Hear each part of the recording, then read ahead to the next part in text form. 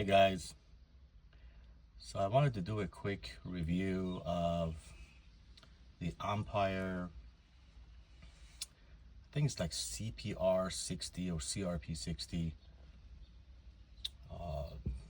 head unit that I installed on the 993. And just kind of briefly tell you how I installed it, and especially the a rear view camera that I attached and installed and connected to the to this unit, which took most of the time.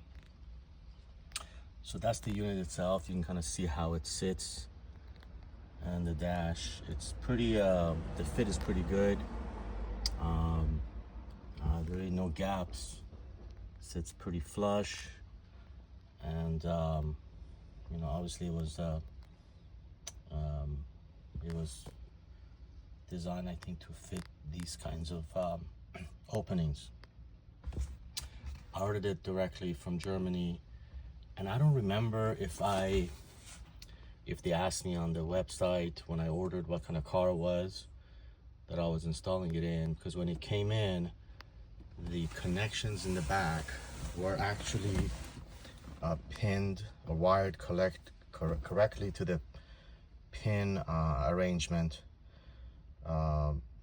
with the OEM Porsche Becker unit that I pulled out. And that was the best part. I didn't have to do any wiring or rewiring or connecting anything together. I basically disconnected the connectors in the back of the Becker when I pulled it out, and plugged them into this, connected the rear view camera connection. There's a trigger, 12-point trigger connection that that you can attach, which I'll show you. So when you look at the camera, it's that basically triggers the rear view camera when you put the car in reverse. So all that was pretty much pre-wired, so we just have to basically take the Becker out, and the bracket that comes with the Becker, which is basically, and there's a bunch of videos on it on YouTube, so you can see it elsewhere. It's just that there are a bunch of tabs that are kind of punched in to the bracket that you kind of fold down in order to hold it in place. You can kind of fold them back up and pull the bracket out, which is what I did.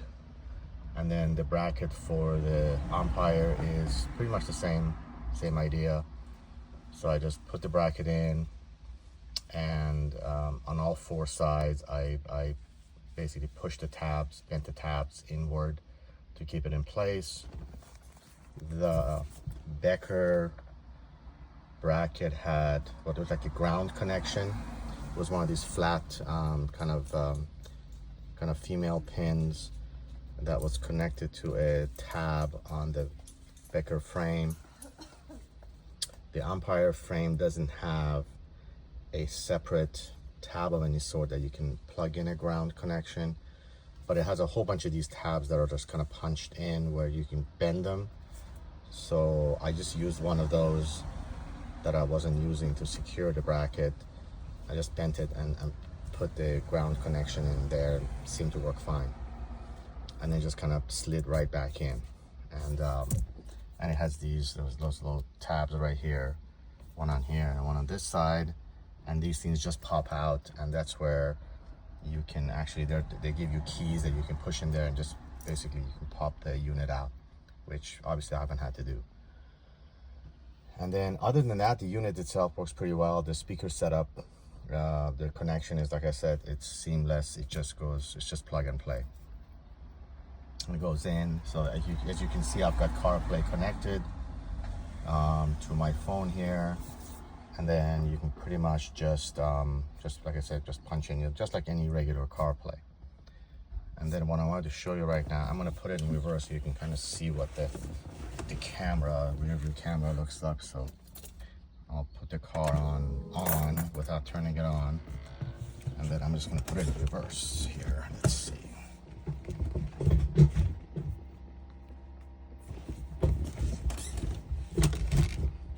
There it is. So it went into reverse, And here we go. The camera, rear view camera popped up automatically, as you can see, and I'll show you the camera itself.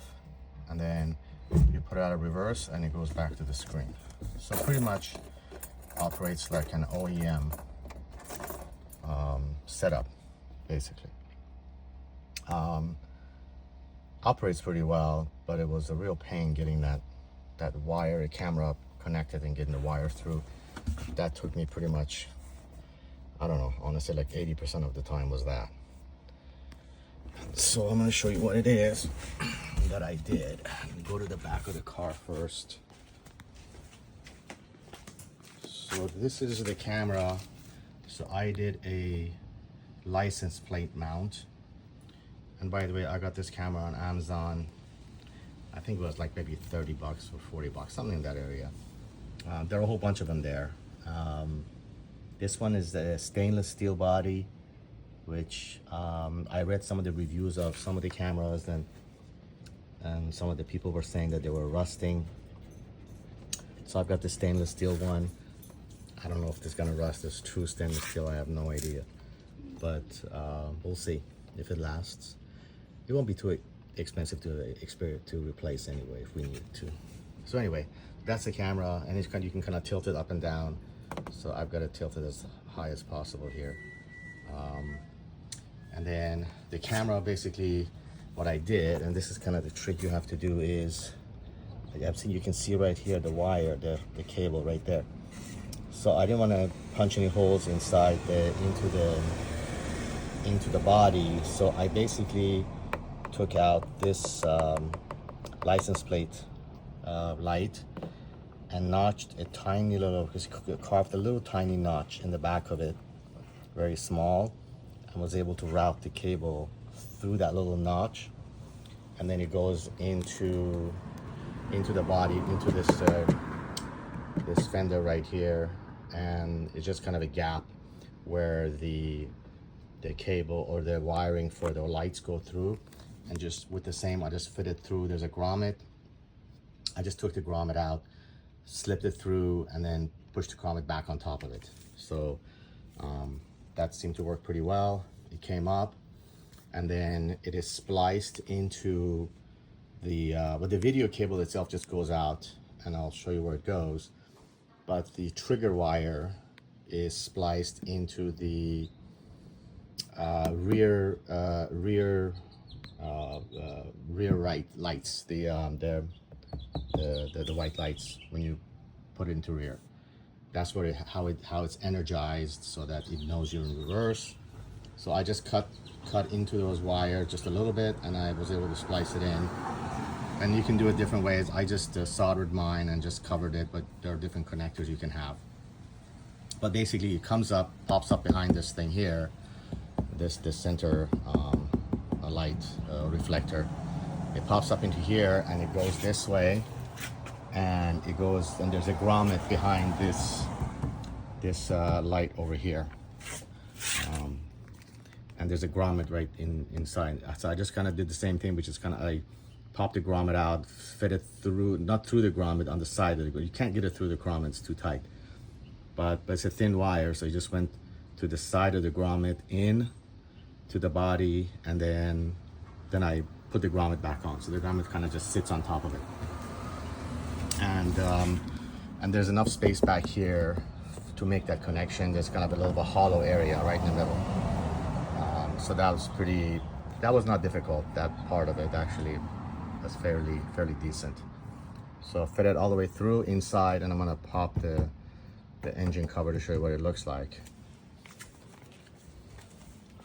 So here,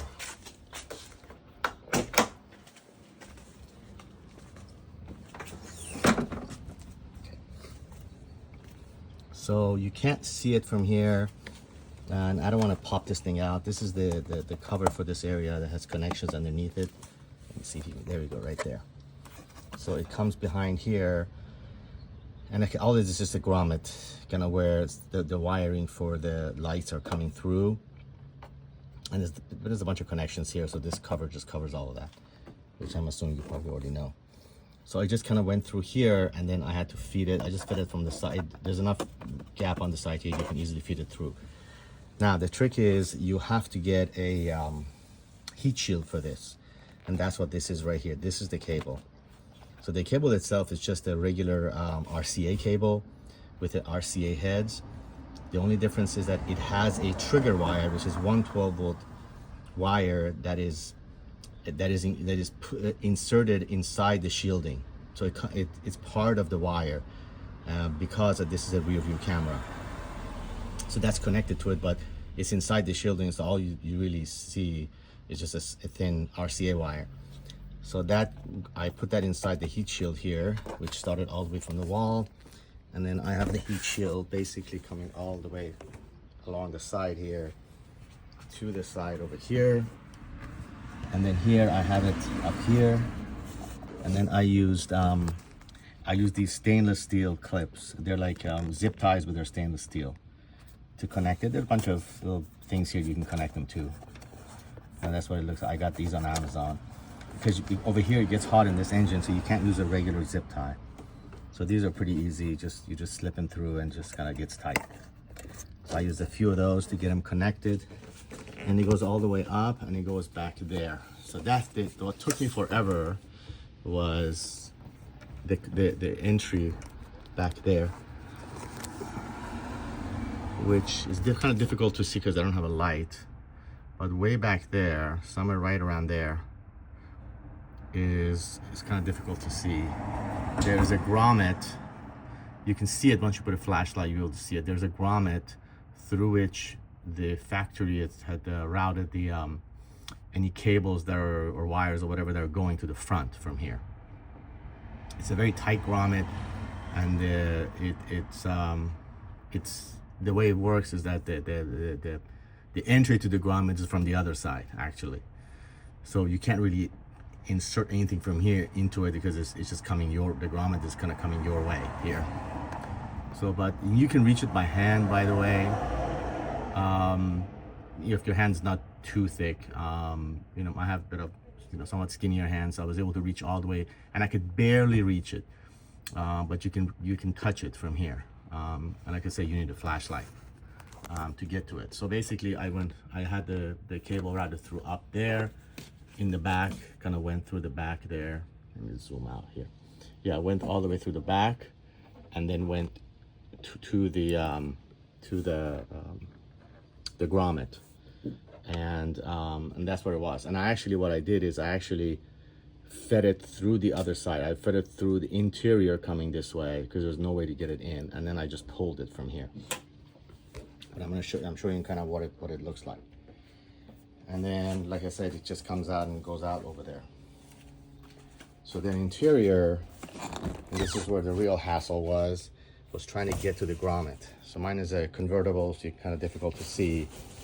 And I have this thing up, which you can't really see very well. But what's underneath here for me, for the convertible, is this little cover that folds. So I had to take out this seat back, this little quarter panel right there, and then in the back of it, kind of roughly in the area right kind of where my finger is, going that way, behind that little piece that folds in the back, you have some carpeting. You got to pull the carpeting out and just keep digging at it, and it's very sticky, whatever glue they used or adhesive. It's just very sticky adhesive that you have to basically kind of keep pulling. And you're gonna pull about, I want to say, maybe 4 or 5 inches in this direction. You're kind of just pulling it in this direction that way, and then just keep poking with a screwdriver or something, and then you'll feel the opening, which is the grommet. And then that's how I was able to find it. And like I said, that thing took me a while to find. So I finally found it. I poked a long screwdriver in, and then I was able to kind of fish a wire through it. And I have one of these little stiff wire things for fishing wires through walls and stuff. So I put that through, and then I was able to connect the video cable from this side, and I fished it through. And I fished it with, I put the the heat shield on it, because I wanted to make sure the heat shield comes out of this grommet a little bit on this side, so the engine, the wire through the engine compartment is completely protected. So I fished the wire a little bit through, and then I attached the heat shield and kind of taped it up as best as I could and everything, and then I pushed it, and then pulled the wire on the other side and got it out. So that was kind of, like I said, to me the most difficult part of this whole thing was finding this thing and getting this thing fished through to the other side.